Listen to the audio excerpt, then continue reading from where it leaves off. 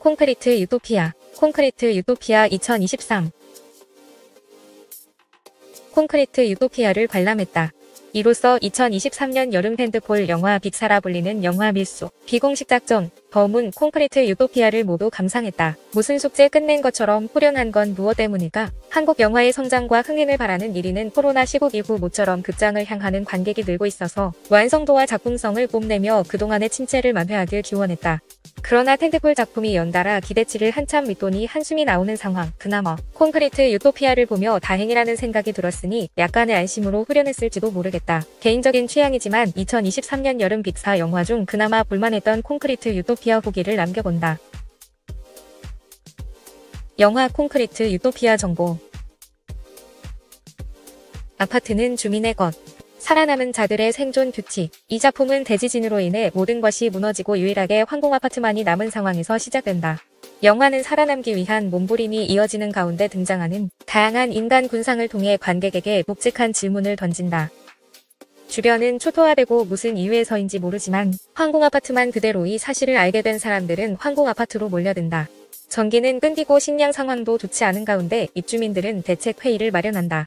회의 결과 살아남기 위해 외부인을 내보내야 한다는 결론에 도달하고 재난 상황을 지휘할 컨트롤 타워를 구축한다. 이때 임명된 주민 대표가 바로 노모와 함께 902호의 거주 중인 기병타크를 중심으로 뭉친 황공아파트 주민들은 외부인을 내쫓고 바리케이드를 친다. 원활한 식량 공급을 위해 주변 순찰을 하고 기여 정도에 따라 식량을 배분하는 등 나름의 체계를 구축해가는 모습이 평화로워 보이기까지 하는데, 이기심에 대한 의문, 입주자 대책 회의 장면은 많은 생각을 불러온다. 얼마 전 입주했다는 주민이 가장 강하게 외부인 퇴출을 주장하는가 하면 그에게 행운이라고 말하는 이들의 표정하며 길 건너 아파트와의 차별을 언급하면서 평소 서운했던 감정을 표출하는 장면, 그 와중에 집주인인지 세입자인지를 따지는 모습까지 눈살 찌푸리게 만드는 장면이 등장한다. 러닝타임이 흐를수록 의문이 생긴다. 만일 콘크리트 유토피아 같은 재난이 닥친다면 내 편 가르는 황공아파트 주민들의 행동이 무조건 이기적이라고 말할 수 있을까? 생존이라는 문제 앞에 이타심을 발휘할 여력이 있을까?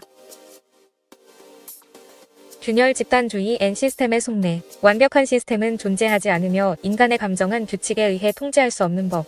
입주민 대표 영탁은 외부인 수색에 앞장서고 외부인을 숨겨준 주민들을 색출하며 신임을 얻는다.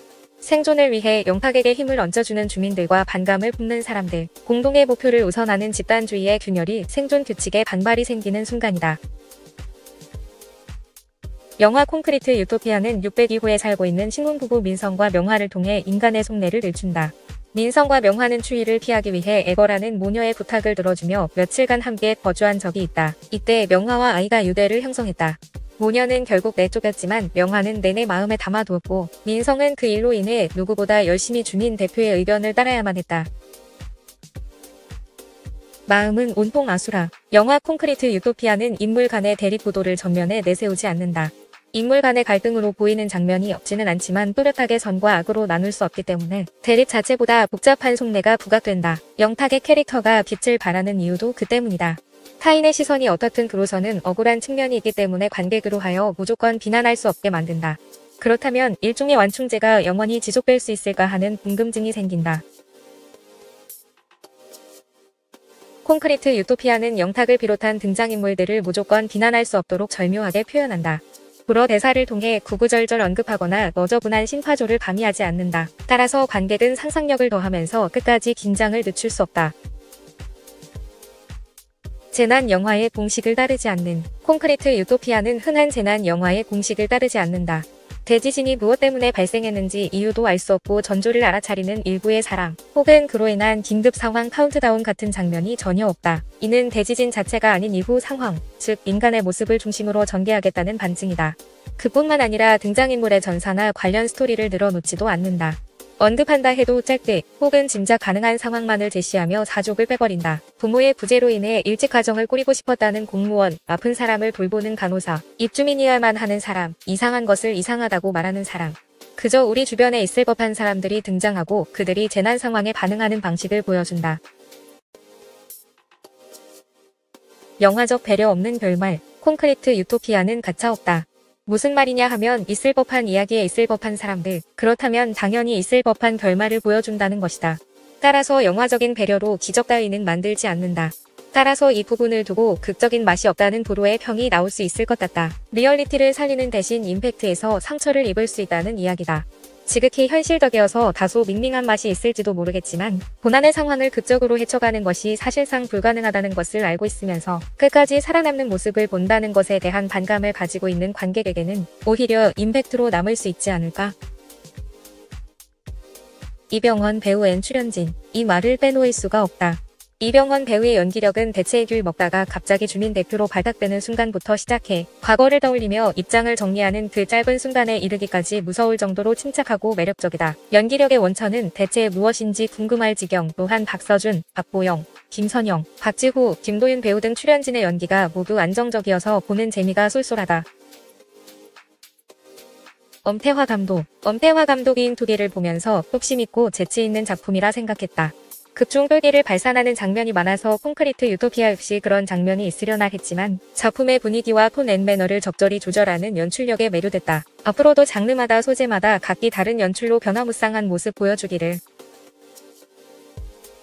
영화가 끝난 후 많은 생각이 밀려오는 영화. 콘크리트 유토피아. 그동안 재난에 직면한 인간 군상을 담은 작품을 많이 봐왔지만 사족 없이 깔끔하고 콘크리트 유토피아만의 독특한 부분이 간간 눈에 띄어서 이를 짚어보는 재미도 있다. 현실이 지옥인데 굳이 무거운 영화를 봐야 하나 싶은 이들도 있을 테니 강요는 할 수 없지만 담백하고 신파 없는 영화를 좋아한다면 추천한다. 엄태고 배우 목소리 톤을 높인다고 가발 쓴다고 모를 줄 아십니까?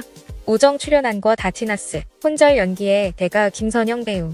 영화 드림팰리스와 콘크리트 유토피아의 연결고리를 자처하신 겁니까? 짧은 감상평. 니편 내편 이기심이 만든 아수라.